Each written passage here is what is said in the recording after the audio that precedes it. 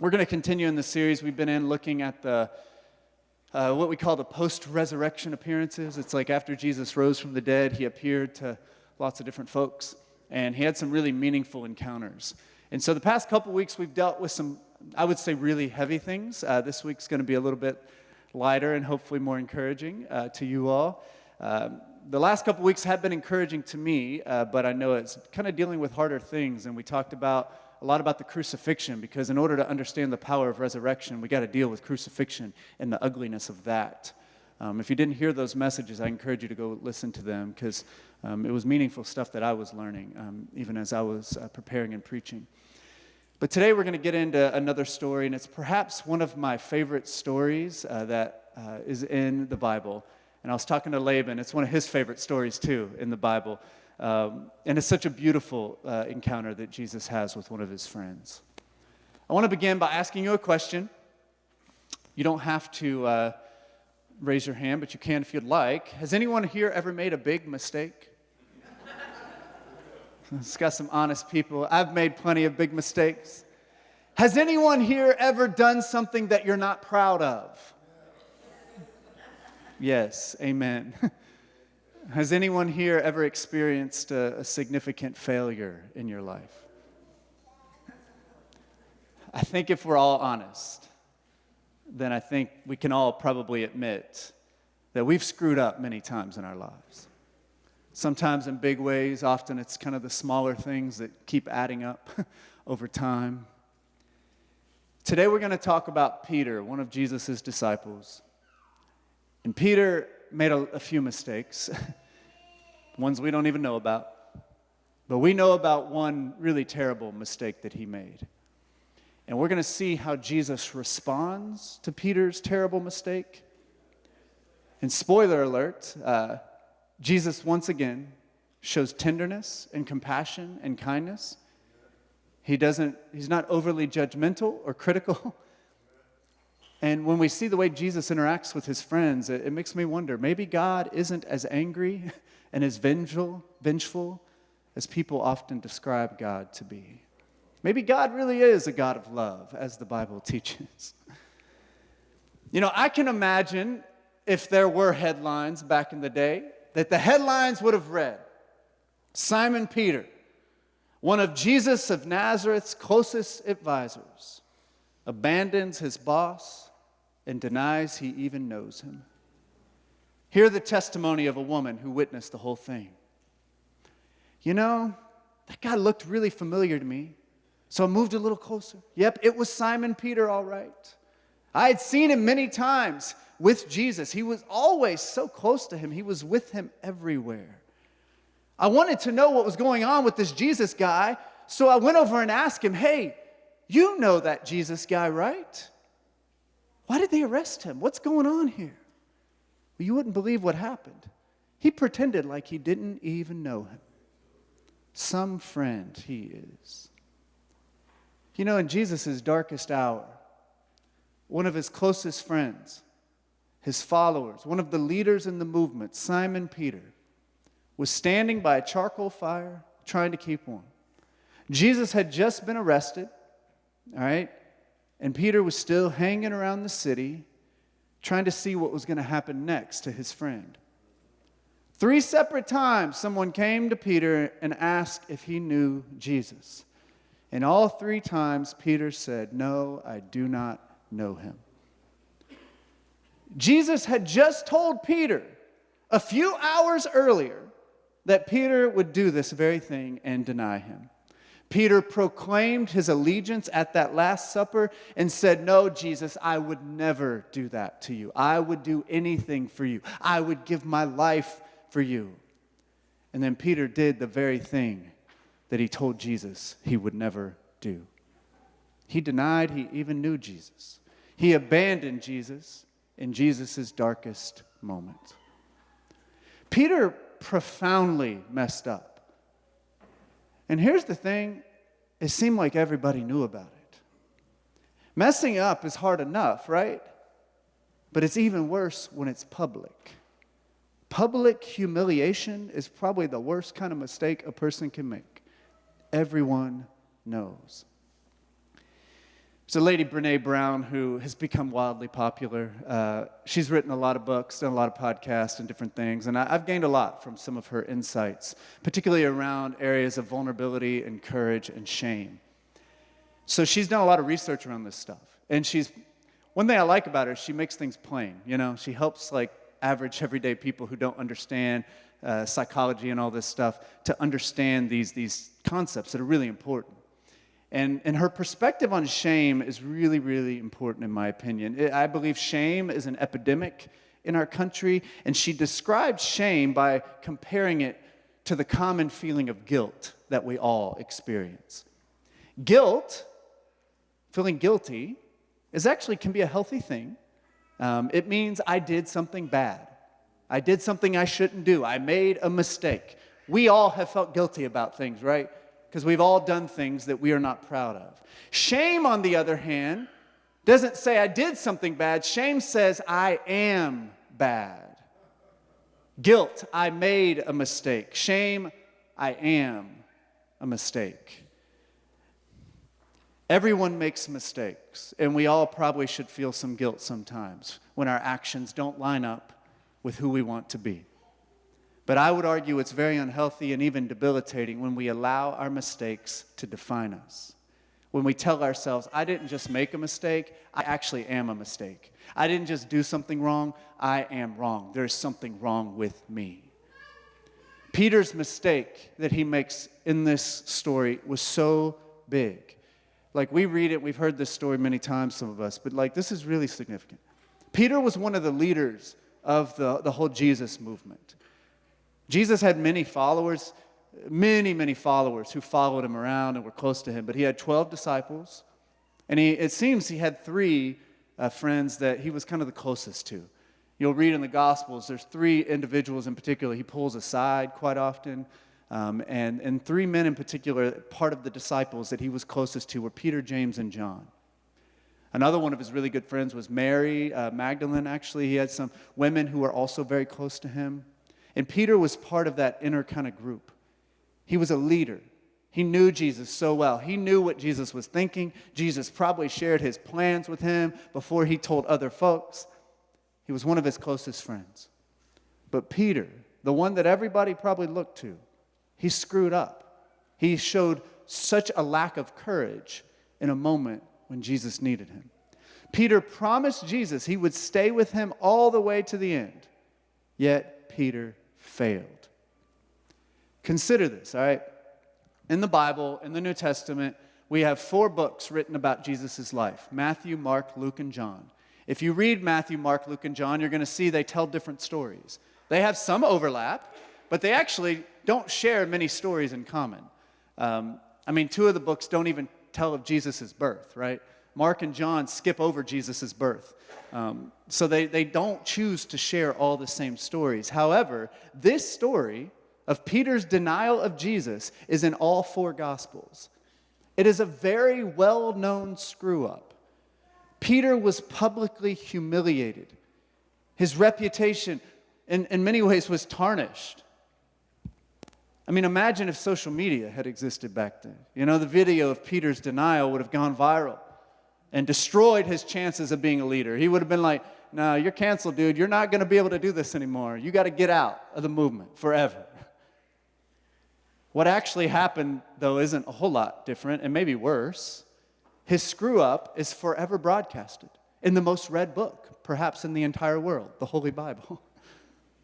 When the New Testament was being put together, if I were Peter, I would have been talking to John and Luke and Mark and Matthew and say, hey guys, I know you're compiling a book about Jesus, and I know I'm going to be in it, right? And I know there's lots of stories you could tell about me. And it's okay if you share some of the gritty stories about me, but can you leave that one out? I really don't want everybody hearing about what I did. I'm trying to be the rock of the church and all this, Please don't tell this story. I need to be respected. Everyone doesn't need to know about that. But it got put in there. Peter messed up, and everybody knew about it. Just try to imagine the guilt he would have felt knowing he had denied Jesus in Jesus' darkest moment. I wonder also if he perhaps felt some shame as well. I mean, think about it. Jesus was killed, and Peter didn't get a chance to make things right. He didn't get a chance to apologize. He didn't get a chance to show Jesus that he still loved him and he was on his team. I'm confident Peter believed he made a mistake. But I'm guessing Peter perhaps could have thought also, I am a mistake.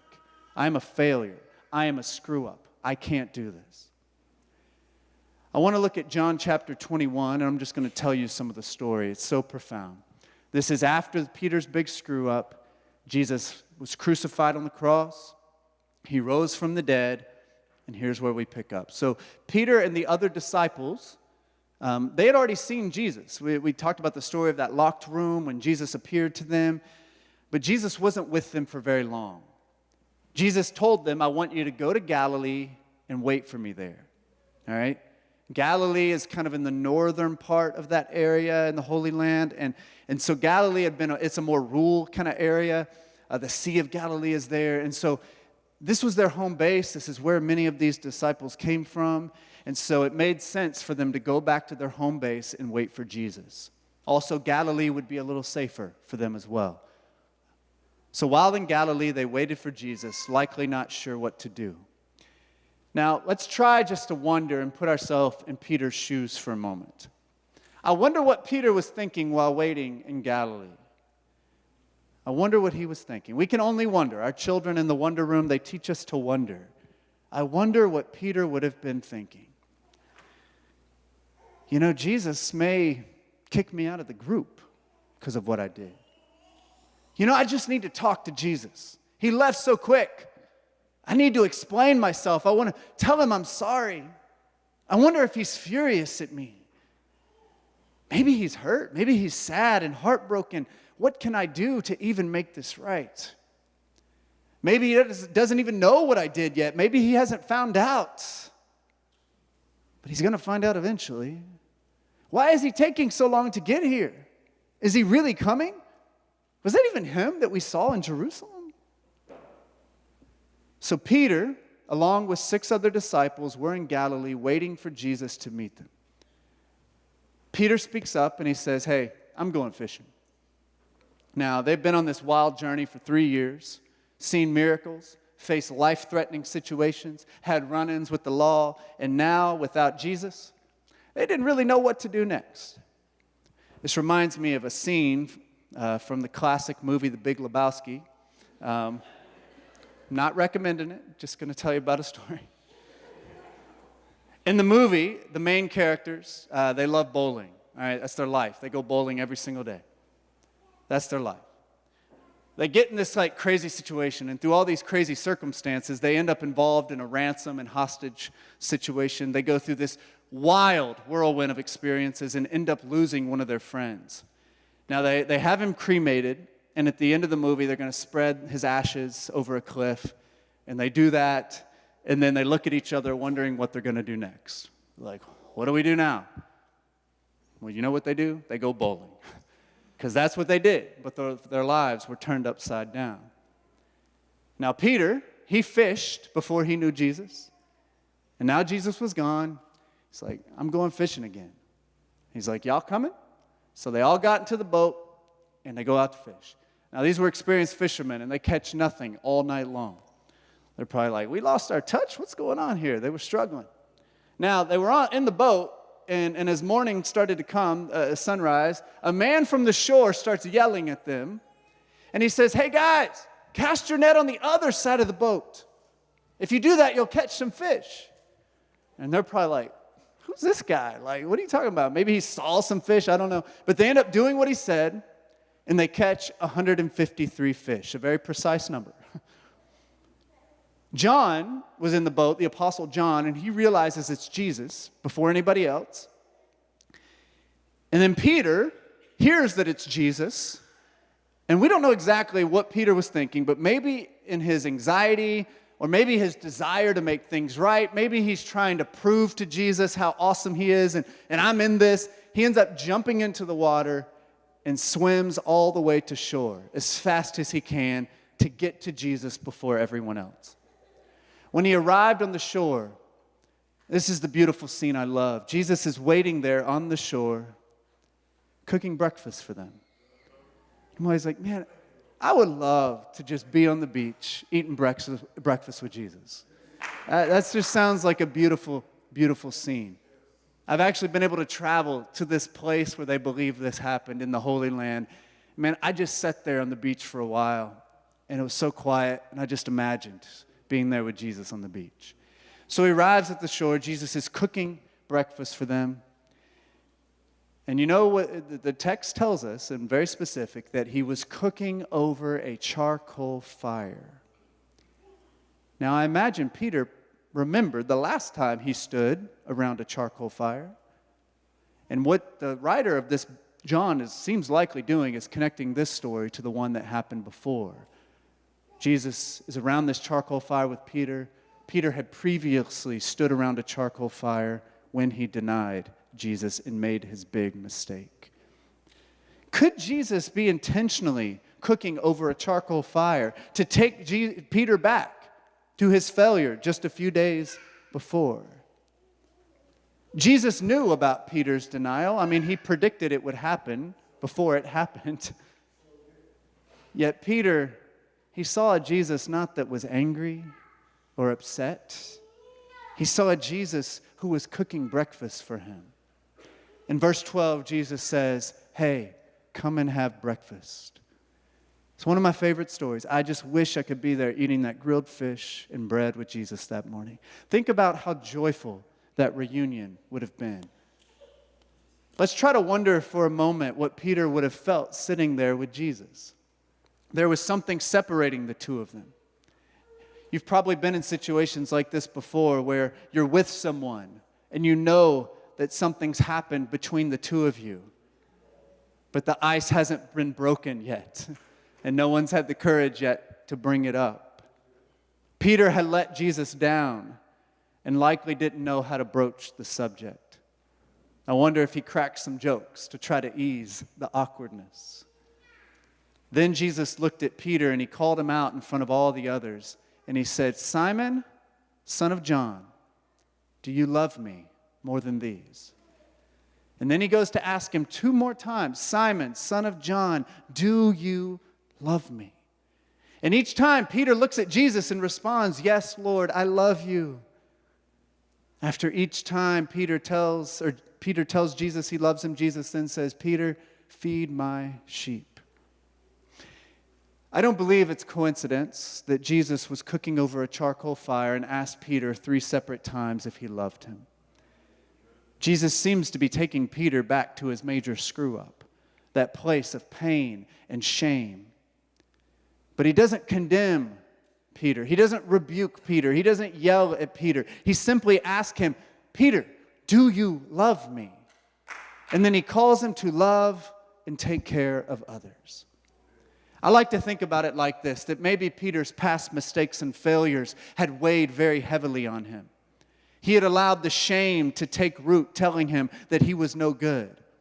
We talked about locked rooms a couple of weeks ago. Peter's locked room was probably his big screw-up, his triple denial of Jesus, his massive failure when Jesus needed him most. He was locked up because of shame.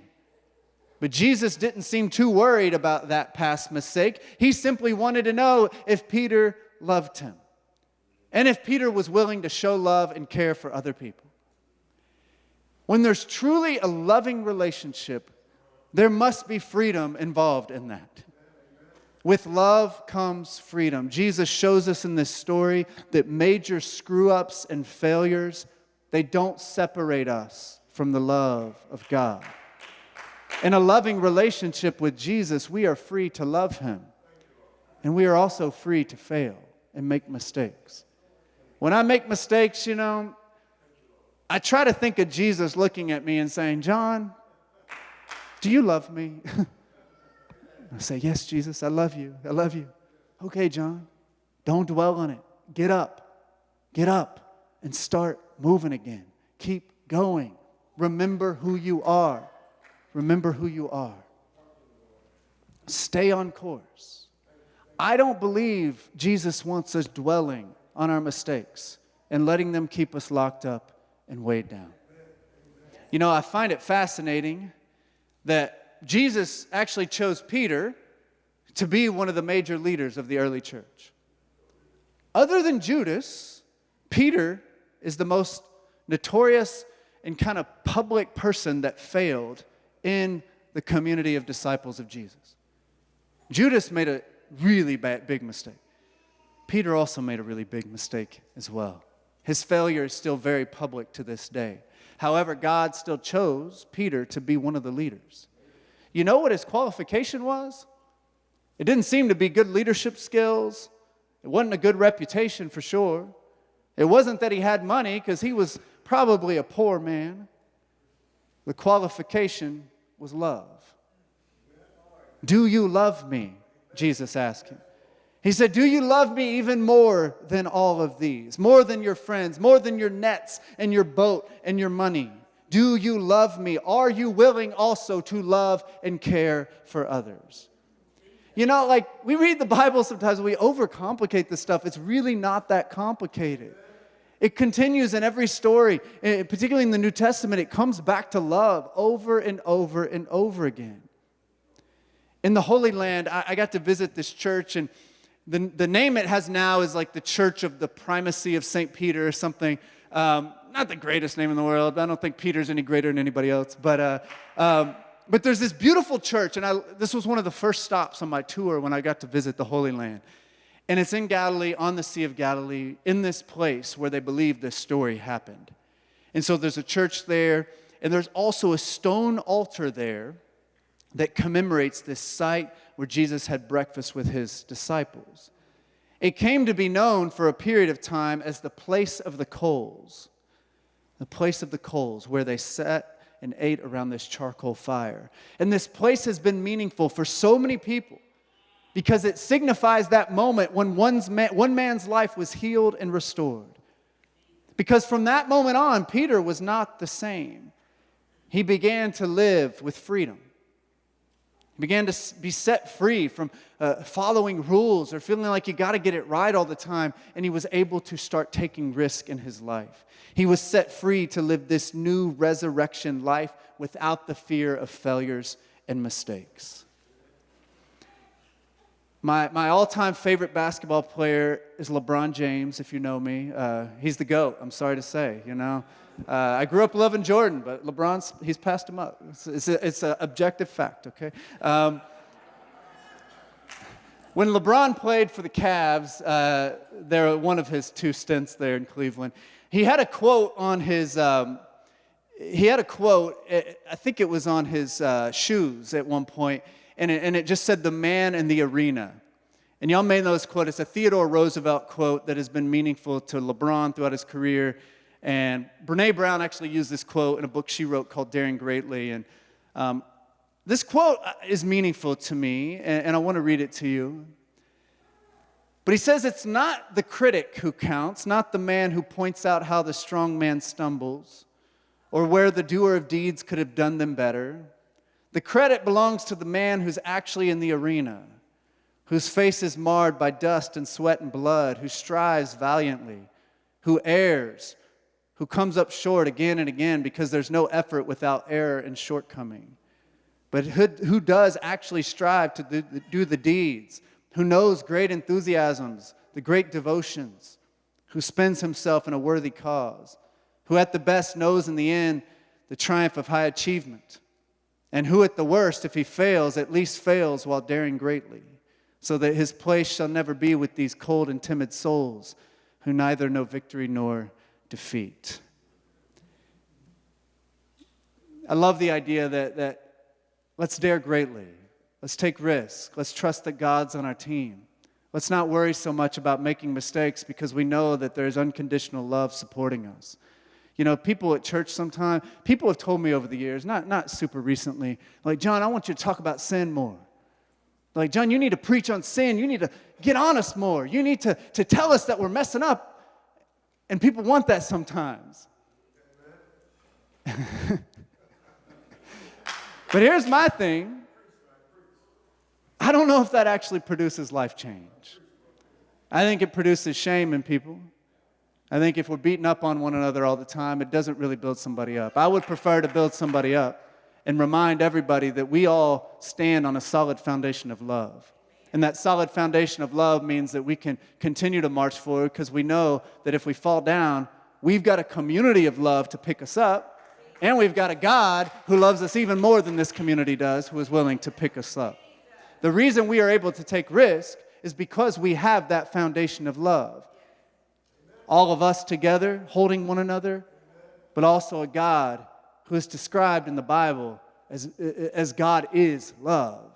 God is love. And everybody was a little confused about who God was. I think much of the Old Testament has got people trying to figure it out. And Jesus came and said, hey, I'm going to show you who I am.